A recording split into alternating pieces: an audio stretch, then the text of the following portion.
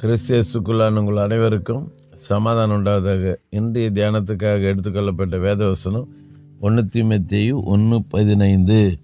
பாவிகளை ரட்சிக்க கிறிஸ்தியசு உலகத்தில் வந்தார் என்கிற வார்த்தை உண்மையும் எல்லா அங்கீகரிப்புக்கும் பாத்திரமுமானது. அவர்களில் பிரதான பாவி நான். அல்லேலூயா.